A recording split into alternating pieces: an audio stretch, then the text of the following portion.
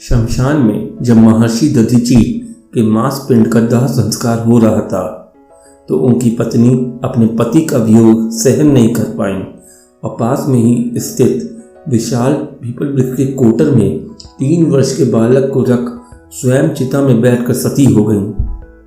इस प्रकार महर्षि दधीचि और उनकी पत्नी का बलिदान हो गया, किंतु पीपल के कोटर में रखा बालक भूख प्यास से तड़प कर चिल्लाने लगा। जब कोई वस्तु नहीं मिली तो कोटर में गिरे पीपल के फल को खाकर बड़ा होने लगा। कालांतर में पीपल के पत्तों और फलों को खाकर बालक का जीवन राखीण सुरक्षित रहा। एक दिन देवर्षि नारद वहां से गुजरे। नारद ने पीपल के कोटर में बालक को देखकर उसका परिचय पूछा। नारद जी कहते हैं, बालक तुम कौन हो? बालक जवाब देता है, यही तो मैं भी जानना चाहता हूँ। नारद जी कहते हैं, तुम्हारे जनक कौन हैं? बालक जवाब देता है, यही तो मैं भी जानना चाहता हूँ। तब नारद जी ने ध्यान धर देखा। नारद ने आश्चर्यचकित होकर बताया कि हे बालक, तुम महान दानी महर्षि दधीचि के पुत्र हो। तुम्हारे पिता की अस्थियों का वज्र बनाकर ही देवताओं ने असुरों पर विजय प्राप्त की है। नारद जी ने बताया कि तुम्हारे पिता दधीचि की मृत्यु मात्र 31 वर्ष की आयु में ही हो गई थी। बालक ने कहा, मेरे पिता की अकाल मृत्यु का कारण क्या था? नारद जी ने कहा, तुम्हारे पिता पर शनिदेव की महादशा थी। बालक ने कहा, मेरे ऊपर आई विपत्ति का कारण क्या था?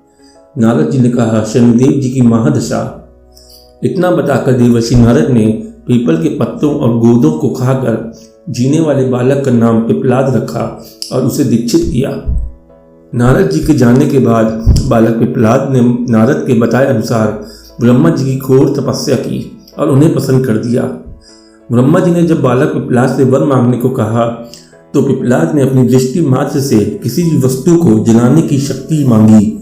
ब्रह्मा जी से वर मिलने पर सर्वप्रथम पिपलाद ने शनिदेव का आवाहन कर अपने सम्मुख प्रस्तुत किया और सामने पाकर आंखें खोलकर भस्म करना शुरू कर दिया। शनिदेव सशरीर जलने लगे। ब्रह्मांड में कोलाहल मच गया। सूर्य पुत्र शनिदेव की रक्षा में सारे देव विफल हो गए।